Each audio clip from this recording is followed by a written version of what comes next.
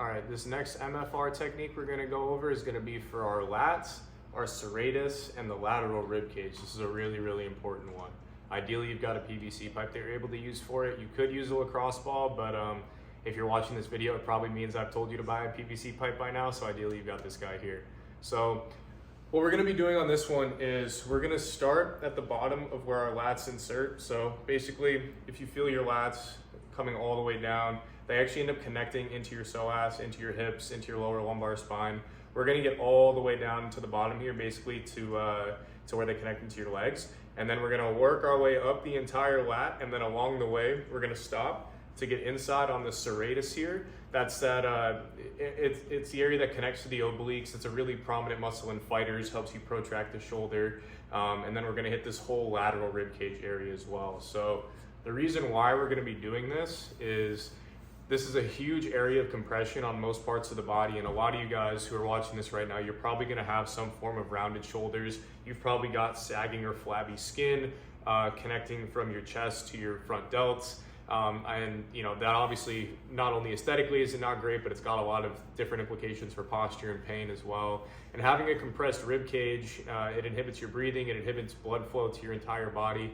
It prevents basically your whole sternum from being in a proper position. And then a lot of you guys watching this too have pretty significant anterior pelvic tilts and other types of sort of postural imbalances that come about from a lot of that restriction that starts in the rib cage. So the more tension that we can release up here, it's gonna help our hips get into more of a posterior tilt when we stand. That's gonna release a lot of tension in your psoas, in your IT bands, in your hamstrings, as well as having all the benefits obviously for the upper body too. So we'll start by getting on the pipe. I'll demonstrate on the left side first. I think that's gonna be, for most people, the tighter side, and that's also the side that your heart is on. So particularly making sure that the area around your heart is not restricted, making sure that your blood can pump properly is really important, but you know, spend a significant amount of time on both sides for sure.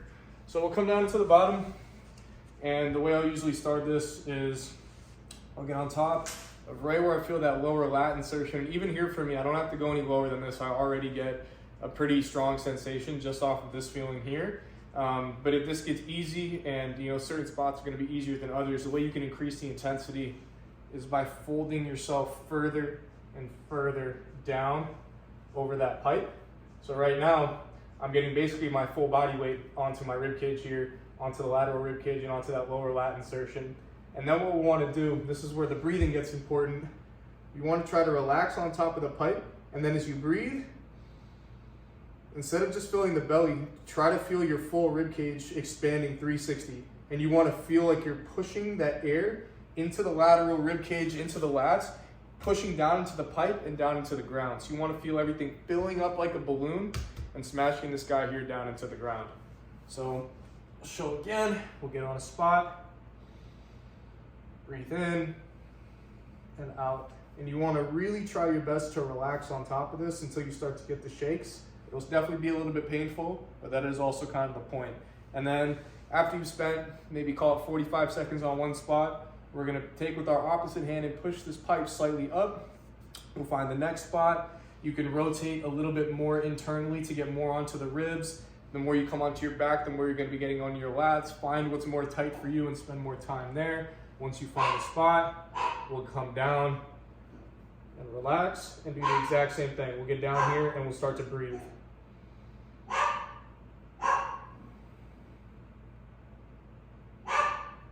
And we'll continue to work our way up. Pretty straightforward, but one thing that I do want to note is that by the time we get up to the higher part of the lat where it starts to get closer to the chest, this is where it starts to get a little bit more complicated. So once you're up in this region that's below the chest, right where the serratus is, sort of that middle meaty region of the lat, this is where spots tend to get super tender and tight. This is going to be the most painful spot for most of you guys.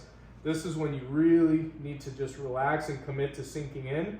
And then I think about actively pushing my whole body into the pipe. So pressing down into the pipe here, getting a lot of force onto this guy. You can even rotate your body to the point where it starts to hit the lower part of your chest. All of this stuff is connected and contributes to the sternum being in a bad position and dropping too far down. So find the spot that's most tight, relax, let yourself sink into it, And when you breathe, remember, think about pushing that pipe down into the ground. Full 360 expansion of the torso. And then once you've made your way up past that region, you're gonna get towards almost where your scapula are. And then you can start experimenting, you know, rolling on the back, rolling on the front. Once you find, again, another tight spot that feels really tender, for me, it's sort of the region connecting my rear delts and my lower traps in my back, kind of with the lats as well. Once I hit that region, I'll sink in, and same exact thing. Push my body weight down into the PVC pipe, breathe in the different positions, and fill that whole torso up. I've personally been spending a ton of time on this one. Sometimes I'll do about 15 minutes per side, really taking my time with it. And you want to breathe slow and controlled and really just try to relax your nervous system during all of this, since for this particular one, there's a ton of compression that's stored in people's lateral rib cages, serratuses, and everything. If you even look how I'm sitting on the ground right now, I'm rounding forward in this position, and this whole region gets really inhibited here. And you might remember from the introductory MFR video that I made, one of the reasons why people have a lot of overhead mobility restrictions is because of tightness in that lateral rib cage. So the more that we're able to open up this area, your sternum is going to naturally be able to hold a better position. It's going to be much easier to get overhead mobility without flaring your ribs. It'll put your rib cage in a more neutral position, which will help get your pelvis into a better position. It'll help release tightness from your hips and from your hamstrings when you stand as a result. So this is a highly decompressive movement for the entire body. Really spend some good time on this one. You might even end up wanting to take more than 15 minutes per side once you start to see how powerful it can be. Again, you can do this with a lacrosse ball, but I personally find the PVC pipe to be much better. So invest in one of these if you haven't already. Let me know if you need some links to find a good one. The garage strength one that I use here is fantastic. And let me know if any questions. Good luck.